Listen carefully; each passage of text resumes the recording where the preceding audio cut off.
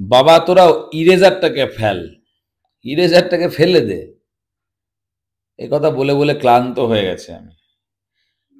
এরা সব এক হাতে ইরেজার আর এক হাতে পেন্সিল নিয়ে ছবি আঁকতে বসে। মাসে 2টো পেন্সিল লাগে আর 4টি ইরেজার লাগে। ইরেজার দিয়ে কি করতে হয়, ইরেজারের ব্যবহারটা অ্যাকচুয়ালি কি সেটা জানে না, সেটা বুঝতেও চায় না। চারকোল পেন্টিং এর ক্ষেত্রে বা চারকোল ড্রয়িং এর ক্ষেত্রে ইরেজারের একটা বড় ভূমিকা থাকে বটে, কিন্তু শুধু যদি তোমার কাছে ইরেজারটাকে প্রায়োরিটি দাও বেশি, সেক্ষেত্রে তোমার কনফিডেন্ট তো কোনোদিনই আসবে না। যে লাইনটা ভুল হলো সেই লাইনের পাশেই ঠিক লাইনটাকে কাটবার চেষ্টা করো, দেখবে তোমার চোখের সামনে ঠিক আর ভুলটা তুমি দেখতে পাবে। যে কোনো ড্রয়িংয়ের ক্ষেত্রে পেন্সিলটাকে প্রথমেই প্রেশার দিয়ে ড্রয়িং না করে যদি একটু হালকা হালকা করে ড্রয়িংটা করো, আস্তে আস্তে দেখবে তোমার ড্রয়িংয়ের শেপটা আসা শুরু করেছে।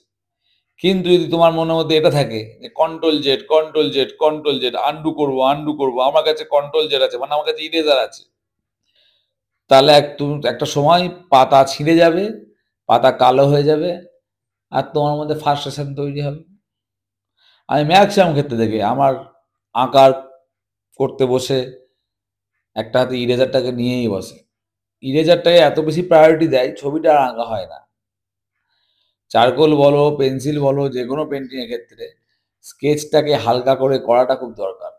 চারকোলের ক্ষেত্রে নেডেবল ইরেজার দরকার পড়ে, কারণ সেক্ষেত্রে ইরেজ করে করে ইরেজ করে করে ইরেজ করে করে আমাদের অনেক কিছুই আমরা এফেক্ট দিতে পারি। বা নর্মাল ড্রয়িং স্কেচিংয়ের ক্ষেত্রে ইরেজারটাকে প্রায়োরিটি দেবে না, খুব নেসেসারি হলো, একদম বিগ মিস্টেক হয়ে গেছে বা কোনো ছবির প্রপোর্শনের ক্ষেত্রে বিরাট গন্ডগোল হয়ে গেল, সেক্ষেত্রে মুছলে ঠিক আছে। বাট যদি ইরেজারটাকেই প্রায়োরিটি দাও যে আমি মুছে মুছে মুছে মুছে ঠিক করব, তাহলে ঠিক তো হবেই না। বিশেষ করে স্টিল লাইফের ক্ষেত্রে, সিমেট্রি অবজেক্ট ড্রয়িংয়ের ক্ষেত্রে সবাই দেখেছি খুব বেশি ইরেজার ব্যবহার করে। বাঁ দিকটা একটু মোটা হচ্ছে, একটু ইরেজ করছে, ডান দিকটা আবার একটু ছোট হয়ে গেল, একটু ইরেজ করছে, এই করে করে ঠিক করবার চেষ্টা করে। আসল ড্রয়িংটা যে কি, কিভাবে ড্রয়িং করলে ঠিকঠাকভাবে অবজেক্টটা শেপ দেওয়া যায়, সেটা একমাত্র শিখতে পারবে যদি তুমি ইরেজার ছাড়া ড্রয়িংটা প্র্যাকটিস করো রেগুলার। আমি যে ড্রয়িংটা করছি, যে স্কেচটা করছি, এখানে ইরেজারের কোনো জায়গাই নেই, আমি ব্যবহারই করবো না ইরেজার, কিন্তু এইটা একদিনে আসেনি। আমি আজকে তোমাদের বলছি, আজ থেকে শুরু করলে হয়তো 2 বছর বাদে তোমাদের মধ্যেও এই জিনিসটা চলে আসবে। আমি বলছি না যে আজকে বললে কালকেই হয়ে যাবে, আজকে থেকে শুরু করলে হয়তো কাল পরশু দিন একদিন গিয়ে ঠিক হবে, কিন্তু যদি অভ্যাসটা না শুরু করো তাহলে কোনোদিনই হবে না। এবং এক সময় গিয়ে ওই টেনা বেগা ছবির উপরে অ্যাক্রিলিকে রং দিয়ে ধেবড়ে ধেবড়ে ধেবড়ে ধেবড়ে লাইফটা শেষ হয়ে যাবে। রিয়েল ফাইন আর্টস, ইন্টারন্যাশনাল কোয়ালিটির কাজে পেন্সিলকে প্রপার ইউজ করাটা খুব দরকার, কারণ পেন্সিলটা একটা গাইডলাইন আমাদের। অ্যাকচুয়াল বড় বড় আর্টিস্টরা পেন্সিল স্কেচ খুব একটা করে না, তারা ডাইরেক্ট কালার দিয়েই ছবি আঁকে।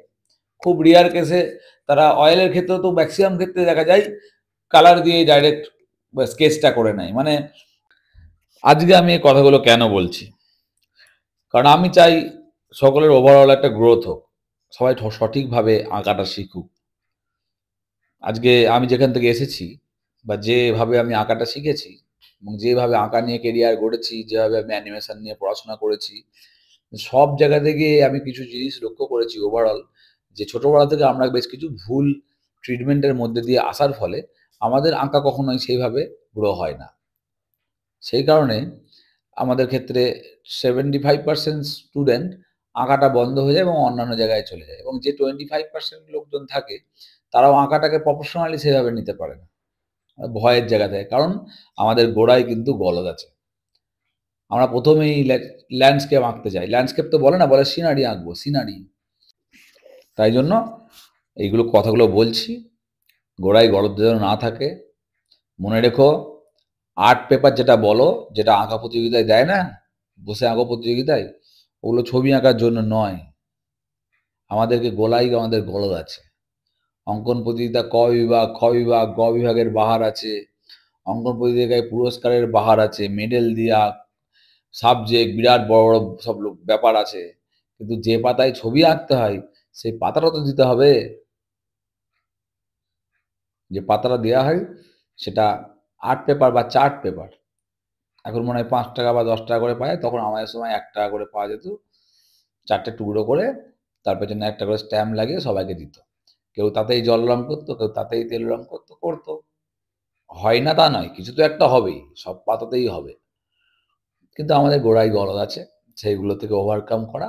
আমি যেরকম আমার স্টুডেন্টদের ছোট হোক বা বড় হোক, মিনিমাম একটা কোয়ালিটির পেপার বলি, এটাতেই ছবি আঁকো, তোমাদের ছবি ভালো হবে। তোমার ছোটবেলা থেকেই প্রফেশনাল ব্যাপারগুলো জানাটা খুব দরকার। ছোটবেলা থেকে যখন গান শিখবো, একটু ভালো জিনিস দিয়ে যদি ছেলেপুলেকে দেওয়া হয়, তাহলে তার ওভারঅল যে চিন্তা ভাবনা সবকিছু ভালোর দিকেই যায়। তারপরে যখন বড় হয়ে যাবে, বড় হয়ে যখন সব শিখে যাবে, তখন কিন্তু সে যেখানে খুশি যে কোনো সারফেসে ছবি এঁকে দেবে। কিন্তু শুরুতে যেন গলদ না হয়। গোড়ার দিকটা খুব ইম্পর্টেন্ট। আমি ছবিটা আঁকতে আঁকতে তোমাদের সঙ্গে এতক্ষণ কথা বলছি, তাতে অনেকে অনেক কথা বলবে যে আপনি এতক্ষণ কথা বললেন, কত কত কথা বলেন। আমি ছবিটা আঁকছি কারণ তোমরা জানো আমি ভিডিও অনেকদিন ধরে বানাতে পারছি না, তো সব ছবি ডিলিট করে একটু ছোট্ট স্পেস হয়েছে এবং সেই স্পেসটাকে নিয়েই কাজ করছি। এখানে একটা সুন্দর ছবি আঁকলাম, একবারও ইরেজার ব্যবহার করিনি আমি, বা প্রয়োজনও নেই, ইরেজার ব্যবহার করার প্রয়োজন নেই। কারণ তোমরা যে সূক্ষ্ম সুন্দর লাইনের কথা বলো, আমি সেই লাইনে বিশ্বাস করি না। সেই সূক্ষ্ম সুন্দর লাইন দিয়ে ভগবান মানুষ থেকে শুরু করে গরু ছাগল কিছুকেই বানায়নি। তবুও আমরা সূক্ষ্ম সুন্দর লাইন দিয়ে টেনে টেনে কাজ করার চেষ্টা করি। তোমরা কাইন্ডলি একটু ইন্টারন্যাশনাল কাজগুলো দেখো। ইন্টারন্যাশনাল কাজ মানে তার মধ্যে ভারতীয় আর্টিস্টরাও রয়েছে, কিন্তু ইন্টারন্যাশনাল আমরা শুধু এই না যে বাইরের কাজ। ভারতবর্ষে প্রচুর ইন্টারন্যাশনাল আর্টিস্ট আছে যারা গ্লোবালি খুব ফেমাস ছিলেন। তাদের স্ট্রোকগুলো দেখো। বাঙালি আর্টিস্ট ছিলেন অনেক, তাদের স্ট্রোকগুলো দেখো, তারা কী ধরনের লাইন ব্যবহার করেছেন। হ্যাঁ? তো সেগুলো দেখলে বুঝতে পারবে যে পেন্সিলের স্ট্রোক, ইরেজার ব্যবহার না করা, এগুলোর মানে আমি কি বলতে চাইছি। অ্যাকচুয়াল তার মিনিংটা কি? কেন আমি এতক্ষণ ধরে তোমার সঙ্গে কথা বলছি? কারণ আমি দেখে, দেখে, দেখে ক্লান্ত। যখন কোনো স্টুডেন্ট আমার কাছে নতুন আসে এবং তারা অনেক দিন ধরে আঁকা শিখছে, কেউ ৫ বছর, কেউ ৭ বছর, কেউ 10 বছর। আমি যেটাই আঁকতে দেখি ১ম এই একবার লাইন দিয়ে ইরেজিং করতে শুরু করে দেয়। ইরেজ করছে। তারপর স্যার আমি তো এইভাবেই শিখেছি। একটু ইরেজ করব না স্যার, একদম ইরেজার না দিয়ে কি করে হবে? কিন্তু তুমি দেবে, আমি বলছি তুমি ইন্টারন্যাশনালি বা বড়, বড় আর্টিস্টদের কাজ দেখবে। তারা বড়, বড় ক্যানভাসে চারকোল দিয়ে ড্রইং করছে। ইরেজারের প্রয়োজন তার নেই তো। ইরেজার মানে তুমি মিস্টেক করেছো, সেটাকে আনডু করার চেষ্টা করছো। যখন আনডু অপশনটাই থাকবে না তোমার কাছে, তুমি আরো কনফিডেন্ট তুমি কাজ করবে। তোমার কাছে যদি ব্যাকআপ না থাকে, তোমাকে একদম যদি বলা হয় যে এখানে এই ক্যানভাসটা দেওয়া হলো, তোমাকে আর পাতা দেওয়া হবে না। এখানে তোমায় ঠিকঠাকভাবে আঁকতে হবে। এবং সেটার জন্য তুমি প্রিপেয়ার তখনই হবে যখন তুমি ছোটবেলা থেকে প্র্যাকটিস করবে। তাই না? বারবার মুছে অঙ্কন প্রতিযোগিতায় বসার পর যে ছবিটা আঁকতে দেওয়া হয়, সেটা মুছে, মুছে, মুছে, মুছে তার পাতার পেটাপিত্তি বের করে দেওয়া হয়। দরকার পড়ে না অ্যাকচুয়ালি ইরেজার। খুব বললাম যে খুব ইমার্জেন্সি, খুব কিছু একটা ভুল হলো, একটা লাইন পড়ে গেল বা কিছু। সেক্ষেত্রে ঠিক আছে।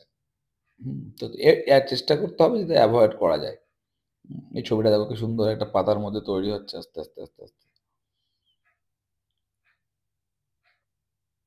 এই ছবি দেখে কি কেউ প্র্যাকটিস করবে? কেউ প্র্যাকটিস করবে না। সবাই রং চায়। সবাই চায় রং করব, রং। সবাই চায় রং করব। কখন জল রং করব, কখন তেল রং করব। ওরে বাবা! এসব মাস্টার আর্টিস্ট যাদের দেখো, তাদের ড্রয়িংটা এতটাই স্ট্রং, তাই জন্য তাদের জল রং, তেল রং সবচেয়ে স্ট্রং। তোমার যদি বোটের পার্সপেক্টিভ ঠিক না থাকে, বাড়িঘরের পার্সপেক্টিভ ঠিক না থাকে, তুমি যত রং চাপাও না কেন, কেজি, কেজি রং চাপিয়ে দাও, তোমার হবে না। ওই লাস্টে গিয়ে হিজিবিজি করে বলে দিতে হবে অ্যাবস্ট্রাক্ট করেছি। হুম। না পার্সপেক্টিভ আছে, না তো গ্রাউন্ড লেভেল আছে, না সাইজ রিলেশন আছে। একটু শুনে করলে, একটু বুঝে শুনে করলে সে দেখতে ভালোও হবে। দেখো এখানে একটা তাল গাছ করছি। আস্তে, আস্তে, আস্তে, আস্তে, আস্তে, আস্তে।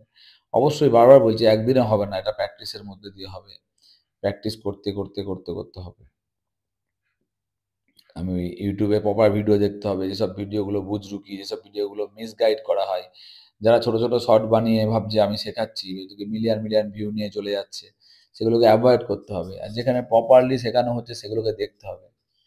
যেখানে কোনো রকম এডিটিং নেই, যেখানে কোনো রকম কাট শট নেই, হ্যাঁ? মেন জায়গাগুলো কেটে, কেটে বেরিয়ে যাচ্ছে আর্টিস্ট। যে জায়গাটা আসল শেখানো, সেই জায়গাটা কট করে কেটে বেরিয়ে গেল। যে জায়গাটা দরকার নেই একই জায়গায় বারবার রং দিচ্ছে, সেগুলোকে এভয়েড করতে হবে। তাদেরকে, কারণ সেগুলো তুমি শিখতে পারছো না, সেগুলো তোমায় কনফিউজ করে দেবে তো সেসব ভিডিওগুলো। এখানে আমি ভিডিওটা বানাচ্ছি ১২ মিনিটের ভিডিও, ১২ মিনিটের কোনো এডিটিং করিনি। জাস্ট নরমাল ভয়েস ওভারটা দিচ্ছি। এবার ১২ মিনিট ধরে কিছু তো বলতে হবে আমাকে। চুপচাপ থাকলে YouTube অ্যালগরিদমে আমার রিচ কমবে। তো তোমাদেরকে শেখানোর কিছু ইম্পর্টেন্ট টিপস দিচ্ছি। টিপসগুলো যেগুলো তোমাদের 1000 জনের মধ্যে যদি একজন ফলো করে, সে একজনই ভালো শিখবে। আমরা অ্যানিমেশন করতে গিয়ে দিনে হাজার ড্রয়িং করেছি, হাজার ড্রয়িং। বিশ্বাস করবে কিনা জানি না। আমরা কত ড্রয়িং করেছি নিউজ প্রিন্ট পেপারে, কত মানুষ, কত গরু ছাগল। হুম, এমনিই তো একটা ফ্রেম অ্যানিমেশন করবার জন্য 1 সেকেন্ডের জন্য 24-25 টা ছবি আঁকতে হয়। একটা ড্রয়িং, একটা সেকেন্ড অ্যানিমেশনের জন্য। সেগুলো ছাড়াও ক্যারেক্টার ডিজাইনিং, স্টোরি বোর্ড, তাছাড়া কলেজের লাইফে ২ টো বছর তো একদম মানে ফুললি একদম আমরা ছবি এঁকেছি ম্যাক্সিমাম সময়। যতই 3D, যতই গ্রাফিক, যতই ডিজাইনিং এর ডিজিটাল আর্ট আসুক না কেন, ক্লাসিক্যাল আর্ট ঠিক না থাকলে, পেপার পেন্সিলের ড্রয়িং ঠিক না থাকলে কোনোদিন তোমার ডেভেলপমেন্ট হবে না। যে যতই বলুক না কেন এআই আসবে, অনেক কিছু, অনেক টেকনোলজি আসবে। কিন্তু যে লোকটা পেন্সিলে স্ট্রং, জানবে সেই বড় আর্টিস্ট। হ্যাঁ, ডিজিটালি গিয়ে তুমি হয়তো আনডু অপশন পাবে। তুমি হয়তো কালারটা আরো ব্লেন্ড করতে পারছো। চকচকে ঝকঝকে গ্রাফিক্সের কাজ করতে পারছো। কিন্তু মনে রেখো, এখনো সেইসব গ্রাফিক্সের দাম লক্ষাধিক টাকা, কোটি টাকা, যেগুলো ম্যানুয়াল। সেগুলো অ্যান্টিক পিস হয়ে গেছে। অ্যান্টিক পিস হয়ে রয়ে গেছে। যেগুলো এখন আর তৈরি হয় না।